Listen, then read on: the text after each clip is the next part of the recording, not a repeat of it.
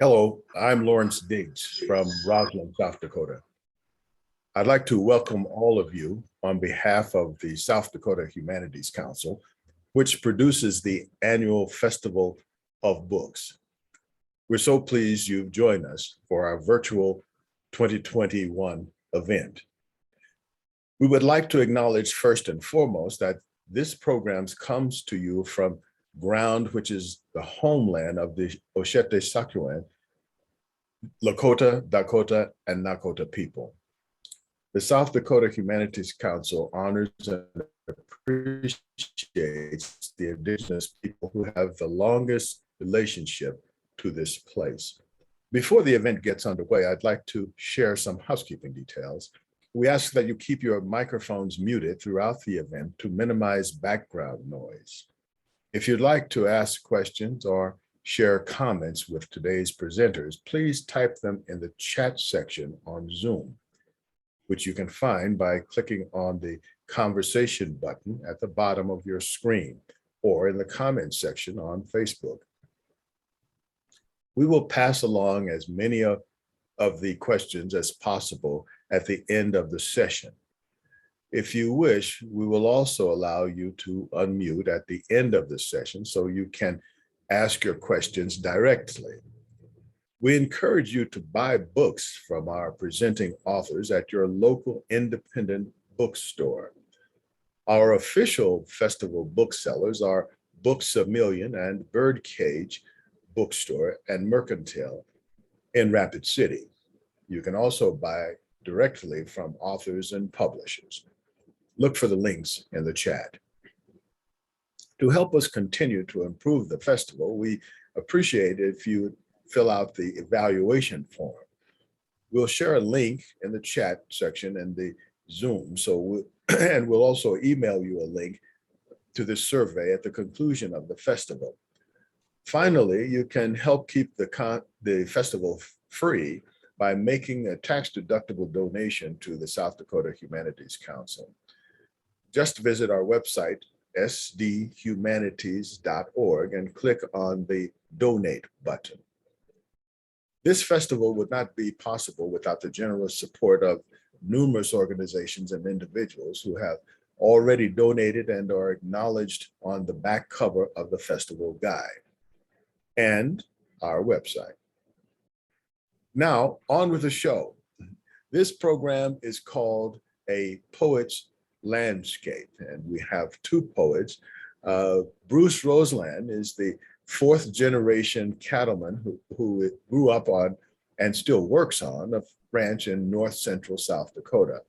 His poetry collections include The Last Buffalo, 2007 Wrangler Award, A Prairie Prayer, 2009 Will Rogers Medallion Award, Cowman, 2019 Will Rogers Medallion Award, and 2021's Heart of the Prairie. Roseland holds a master's degree in sociology from the University of North Dakota and serves as South Dakota State Poetry Society's president and a South Dakota Humanities Council scholar. We also have Sharon, she told me and then I now I blanked it out. Chmielarz. Chmielarz. And she was born and raised in Mobridge, South Dakota, attended 2 years in Sioux Falls and then college, and graduated with degrees in German, French education, and English from the University of Minnesota, where she fell in love with poetry. She has published 13 books of poetry and 3 children's picture books. In May, the South Dakota State Poetry Society named Chmielarz as the 2021 Poet of Merit. And now we'll turn it over to Bruce, who will take over this program. Thank you, Lawrence. And thank you to South Dakota Humanities. And it's great to be reading along with Sharon. I'm going to be reading you a number of poems from my new book, Heart of the Prairie. And this session is supposed to be about landscape. And to me, landscape is about home. And I think that's one of the things a lot of us spend a lot of time thinking about or going through in our life. Just where is home? Well, I'm going to tell you where my home is. And the first poem I'm going to read you is Home. Make me a prairie of sweet smelling grass stretching from the panhandle of Texas upward to the badlands of North Dakota. Let the wind come sweeping down these plains in rolling waves of ripening seed heads, speckled with wildflowers more colorful than the rainbow. Fill the open air blue sky with sunshine. Put up high a red-tailed hawk circling with outstretched wings. Let the glittering stars at night be the only lights. Make these plains fruitful with birds, butterflies, and wandering creatures of hooves and paws. Birth of people who choose to live where every breath of air is clean and free, where your good name and word holds the weight of your worth. Make me a prairie.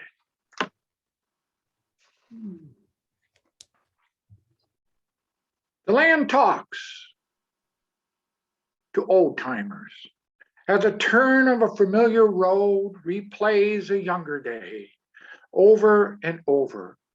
Like plows turn over land, land turns over people, shaping them from young into gone. For many of us, names are not attached to gravestones, but to the land. You know, when you live in one spot for a long time, you get to know your neighbors well. Well, here's a poem that of a neighbor that I greatly admired. Name is Buster. What are you going to do on a fine fall day in the afternoon when you've been on the land 80 plus years? All your friends are either in the graveyard or grown, feeble, and homebound, not worth a cuss. What are you gonna do but head outdoors and fire the tractor up, clean out the feedlot, head to the fields and pile the manure up? The good Lord might come a calling way too soon, leaving your work undone. On some days, the aches and the pains might keep you inside, but this day ain't one. The land rolling under your tractor seat is your domain. There's no disputing on this fine fall day who's the boss. Buster recently died at the age of 97, and he was still driving his tractor up to 2 days before he died. I think all of us can only be so lucky to go that way. This is a story that was told to me by a good old boy.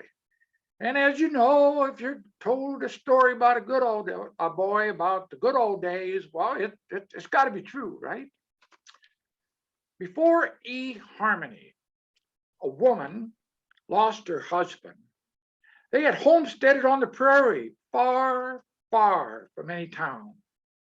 She had little but enough to keep her tending her chickens and cows, although no children filled her days. She grew lonely as she watched the tumbleweed bouncing and rolling forever. One windy day, she tied a note onto a big tumbleweed that said, "Need company?" She set it free on a westbound wind, watching it race away and disappear across unfenced land. Weeks later, a trail-worn cowboy stopped by, tipped his hat while holding up the note in his hand. She sized them up. Maybe, just maybe, her shiny night.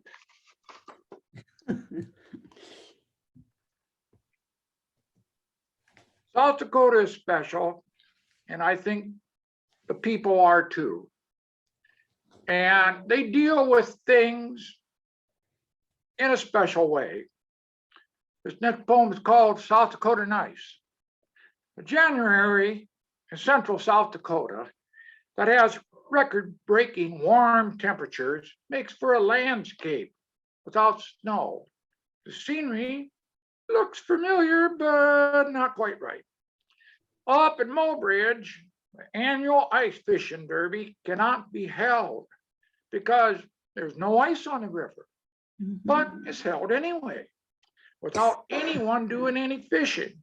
They draw for prizes and give them away.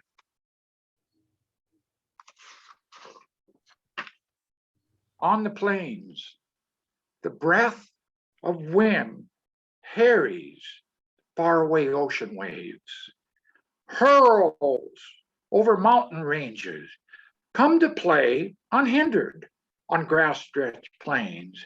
From the east, west, north, south, it blows ceaselessly, tirelessly. Wind seen in the form of clouds, will-o-wisp, whirlwind, dust devils stir at the first light of day, whispering, roaring, moaning, gusting, rarely quiet. Wind talks in a tongue only natives, the animals who live here, understand.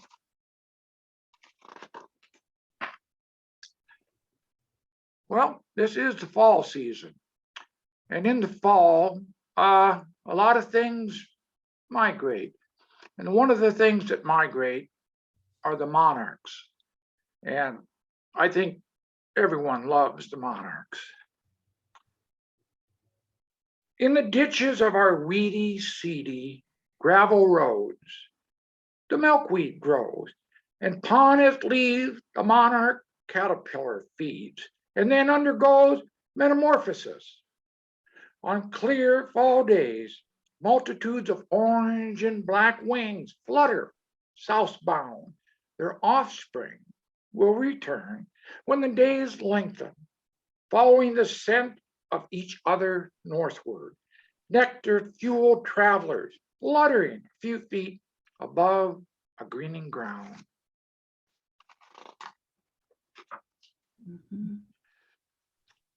You know, because of my occupation, there's times in the year, especially during the calving season, that I feel truly that I am in the moment because of the work I do. Two poems here. Early spring Genesis. The setting sun glows orange-red, fading upward into a darker blue. Coming night, though, a newly formed yellow moon rises in the eastern sky. Early spring air hangs at 50 degrees, with the temperatures dropping. I walk coatless across a cattle field yard. Cattle, so used to me they barely stir. I just delivered a live calf, leaving him warm and still wet on a bed of barn straw, so that he and his mother can get acquainted. There's not a breath of breeze in the air, as though all of creation has taken a pause.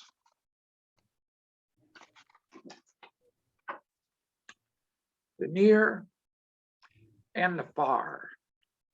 At the first of dawn, 4 newborn, healthy calves rest among my 2-year-old cows, pendant in the yard. The firstborn mothers stand attentively, noses toward their babies. A bare hint of frost laces the ground. Rising sun in the east washes the sky a rose red. from the south, lines of snookies flash white, wing their way north. Not a cloud, nor a stir of wind separates what is near from the far. Now the next one is, well, I get stray thoughts every so often. So this is just one of those stray thoughts. The title is Dawn's Early Light. When the rooster crows at the first light of day, letting the sun know who's boss, he also let the fox know where the chickens are. Three thoughts.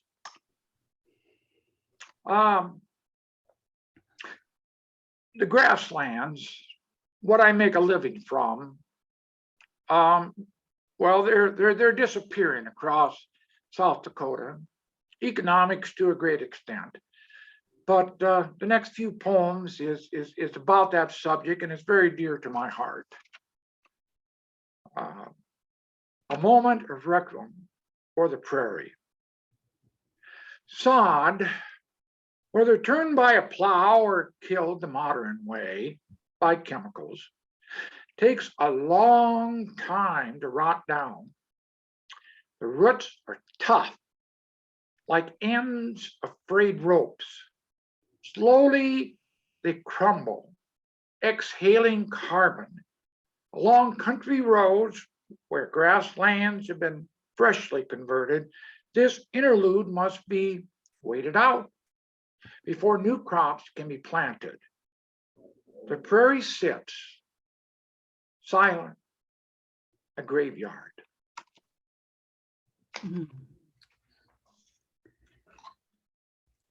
If you drive through South Dakota, this is a scene you're going to see a lot. You see it every fall, the harvest season, during the mainly corn season, called Harvest on the High Plains. Herds of behemoth combines, followed by gravity cart tenders, roam dirt section line roads en route to the gathering of corn. Fleets of semi bearing tons of modern day miracle maize deliver their tribute to small town elevators, shiny silver cylinder granaries crammed until they can hold no more. Overflowing abundance nurtured by what was once native buffalo grass is heaped high on the ground. Yellow mountains of corn reaching for the sky, remnants of buffalo bone, buffalo fat, an unburnt offering waiting.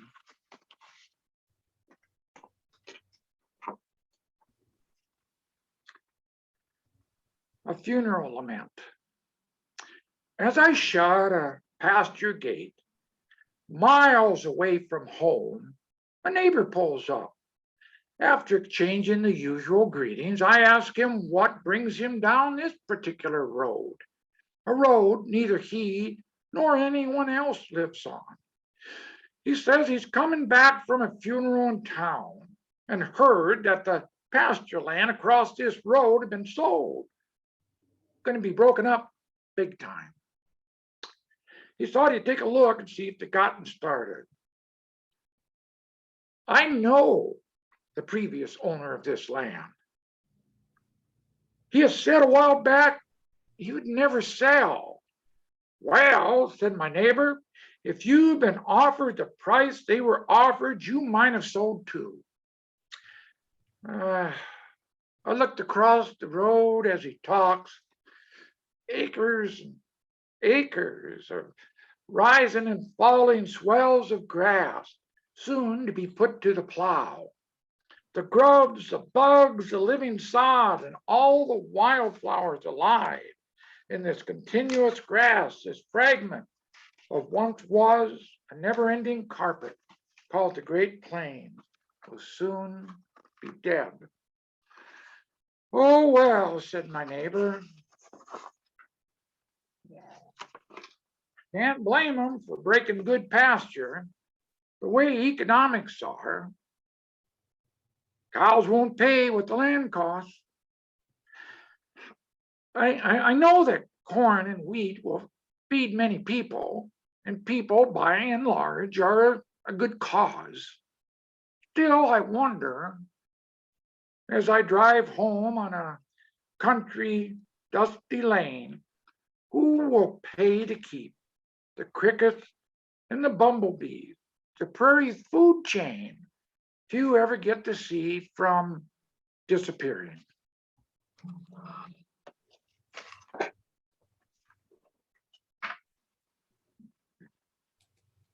Change comes to East River, South Dakota.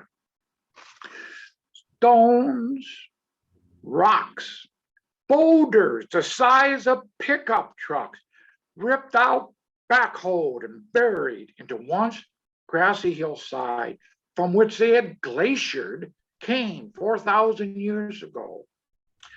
This land flattened, smoothed over by tons of heavy machine land rollers that readied the black soil for fields of row crop corn and soybeans. Goes everywhere from horizon to horizon, right down to the potholed water edge, where scarcely even a cattail grows. Roundup chemicals have taken out just about every weed.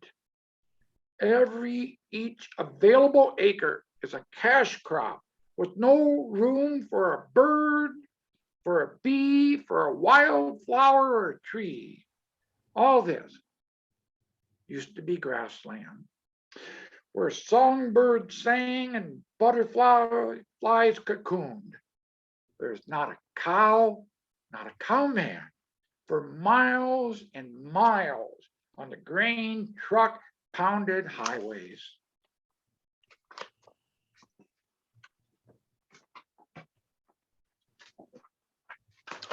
Somewhere over the horizon, there's not enough places where cowboys are, where grass sticks up and the fences stand few and far.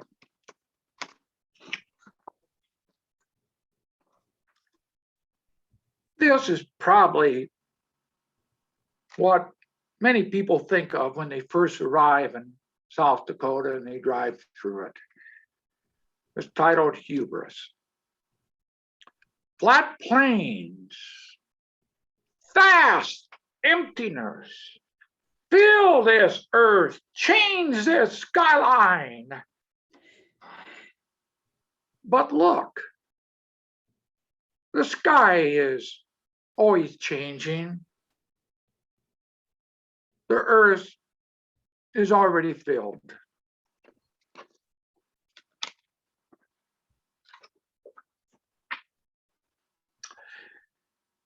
I feel the pull of another year. Light drizzle is coming down, puffing on an easterly wind, just enough to let you know it's wet.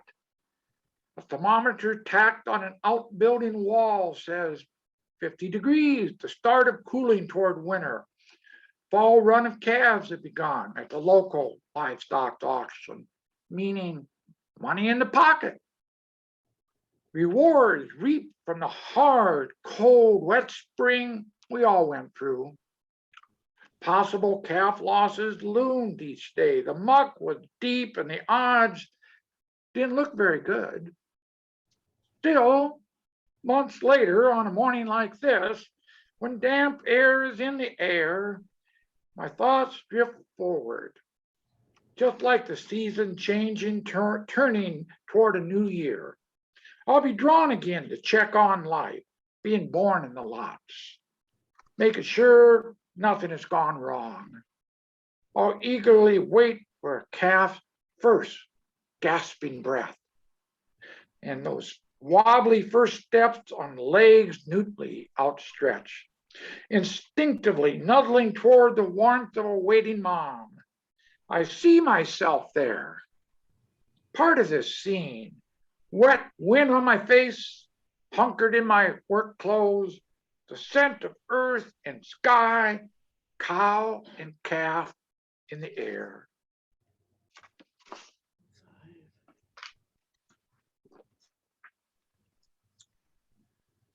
Seek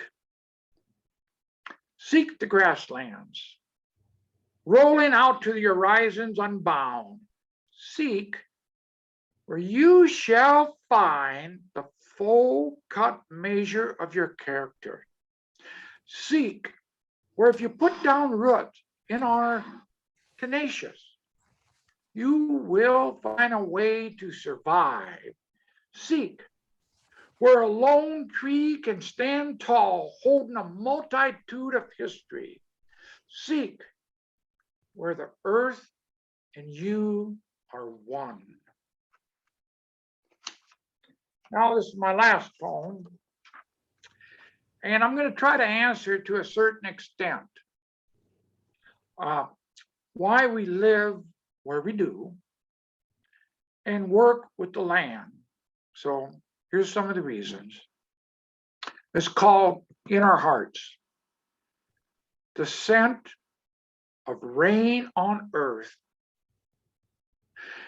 The last sight of geese in the fall. The first sight of geese in the spring. The first gasping breath of a newborn calf. The warmth of our homes when the winter wind blows. We who grow a living from the land cannot live without being connected to this sky and to this prairie, without hearing the song of birds as they give wing, without feeling life in our every step as we stride through the days. Still, we lie awake at night worrying whether ends will meet, whether the path we have taken will work out, whether the rain will come, whether the sun will shine, whether our will and physical core shall weaken or stay the course. We have found the good while dealing with the bad. We have stayed when others have left. Such is the power of our land's beating heart. This concludes my reading. I thank everyone. Before I give it over to Sharon, I want to say something a little bit about Sharon. Here's a plaque. South Dakota State Poetry Society has given her the Poet of Merit Award for 2021 for basically for her life's work and just doing good poetry. So I congratulate Sharon. So congratulations, and you richly deserve it. Thank you. Thank you, Bruce. I really appreciate it. I didn't know there was a plaque connected to it, but I'll take We'll it. send it to you. Okay, I'm going to continue the landscape theme. And this first poem is called New Water. It's for my cousins who live on a farm. All those years, almost 100, the farm had hard water, hard orange, buckets lined in orange, sink and tub and toilet too, once they got running water. And now, in less than a lifetime, just by changing the well's location, in the same yard, mind you, the water's soft, clear, delicious to drink. All those years to shake your head over. Look how sweet life has become. You can see it in the couple who live here, their calmness as they sit at the table, the beauty as they offer you new water to drink. I decided I'd read a poem from each of some of my books. That was from The Sky is Great. There's also landscape inside an interior landscape. And this poem I'm going to read is about an interior landscape. But first of all, I want to read you this quotation from Charles Olson. "The fulcrum of America is the plains, half sea, half land."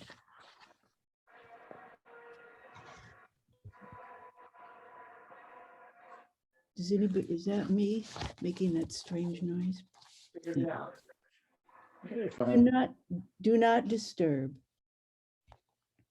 And I just lost my image, but that's okay. Do not disturb. Do not disturb the sea in this house. Do not make waves by leaping to fear.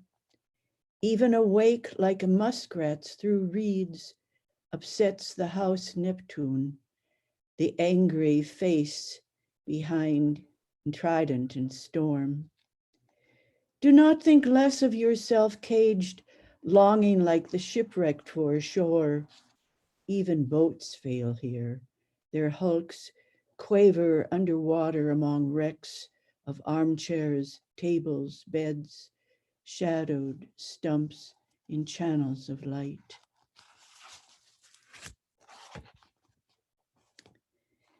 I'll read you a short poem from the J horoscope, which is a reimagining of the stories from Genesis. This is called intersection number 6. We were at the intersection between Sodom and Gomorrah. We were at the interstice of knowing how far Yahweh would go. We were testing him to see how fast he'd race away from us, 0 to 60 in 2 seconds. How soon he'd freak out at our worst, even as we knew he'd let at least one swallowtail escape, one transparent, winged innocent elude damnation. He'd give it time to flutter away before he blew up the rest of us, sucked oranges. We who by nature will do anything to fly high.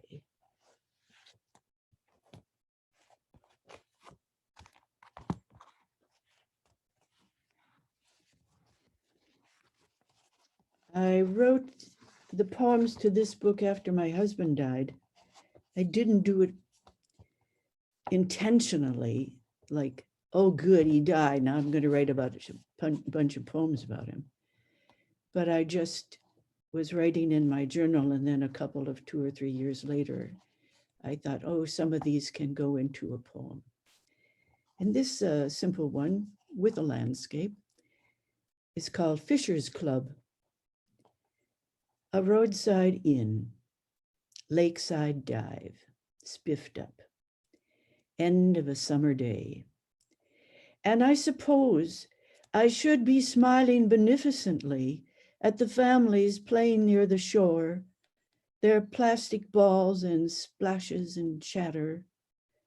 But my eye pivots left to a couple. He is carrying her into the water. He's strong enough, and she is light enough to be carried. I see how she holds her own, hugging his neck, his chest steady as his arms. I have never seen such a careful dunk, half dunk, as he gives her. That beautiful play he makes, lifting her from the water. And I suppose I should be admiring the sunset, all purple and orange and rose now. Nice porch here too, yeah, great view. But I have never seen such a loving carrying as he gives her. Imagine being so light as to float above water in love.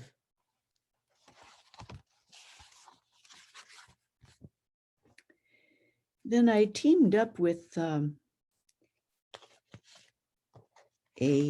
photographer, and we did this book of Visibility 10 Miles, a prairie memoir in photography and poetry. And I don't know if you can see this picture of a field tree. I love field trees. I don't know if farmers love field trees, but I do. And this poem started off from a quotation by Louise Gluck in her poem of Verno, which is in the book also of Verno. And she wrote in it, "I don't want to be burned." And by that she meant cremated. Metaphorically, maybe she meant other things, but she did mean cremated. So I wrote this poem called Burning. But I want to burn. The way the field, the strong field, the known field is burned in fall and spring in anticipation. Oh, much quicker than the slow clearing of flesh from bone. Burned, loose from its scaffolding, flesh is a change into light, into motes scattering over fields, dust catching in air. Once every winter I see this play as snow descends on a field and its field tree, gloriosa et immaculata, and the joy watching that change. I stand in the field by myself at home. You had children, I had none. I have no one to show the field, or tell I'm sorry, or call and ask if they are lonely. I have something to give to nothing. Call me a show-off, call me willing to cut off my nose. When it comes, I'm ready to burn. Free of all boxing and packaging. It won't last long, that heat, that singeing intensity on the flesh, and then the vibrant exit into wind. And as Bruce wrote in his, or read in his poem about wind, there's plenty of wind out here in South Dakota. Well, I'll read this poem from the Rhubarb King. I've got so many notes on it that probably can't see it. But anyway, it's called The Rhubarb King.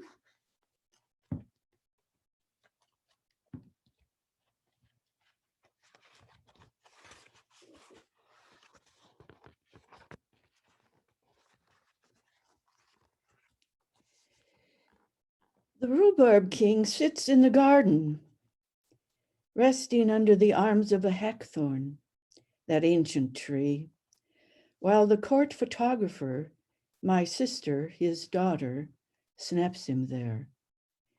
His curved-handled cane leans like a good dog against his leg.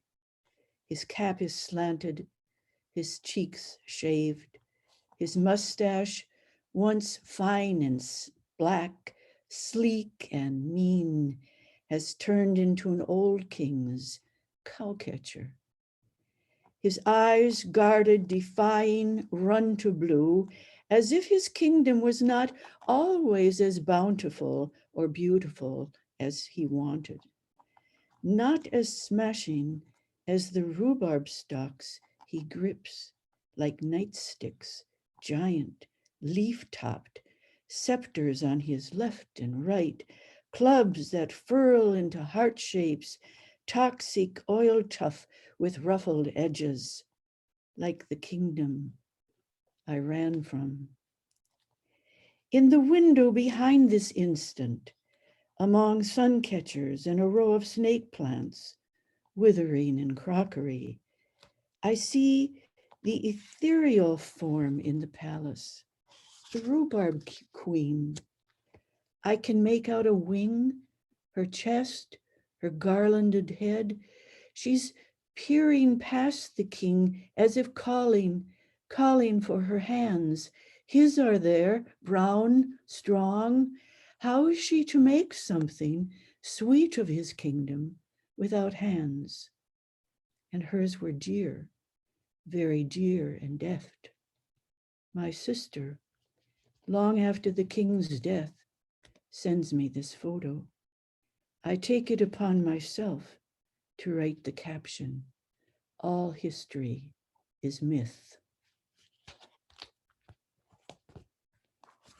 All right, this is from a book called Little Eternities, and I'll read the poem that gives its name to the book, Little Eternities. An energetic but murky mating in the bog, frogs thick in the muck, no leg room between, not like patio chairs arranged to stand apart from each other, not like families separated by miles or rage, not like ghosts of those long gone, rather like crowding into a blinding urge to dwell intensely. Look at shimmering leaves in sunlight. They never move alone, unless you remember autumn's last leaf dangling on a branch. But you won't. In spring, you won't favor a clan of faded ladies. I too deadhead to abet the next blossom. Once I walked in a field of peonies of every color and sheer ruffled petaled. Blue dragonflies also visited. The rain had stopped, and the sun hadn't yet unleashed its strongest beat. Thus around noon, for long moments, we were all together. Well, I'm going to open up my chat box and see if there's anything there, and if there isn't, then we can make one each small poem. Actually, we're getting pretty close to our 10:45 time. Okay, we have 3 minutes, yeah. Yeah, Thank you all for listening, for coming. Thank you, Lawrence, for introducing. well, sure. Are there questions in the chat? Does anybody have questions? We have time maybe for one question.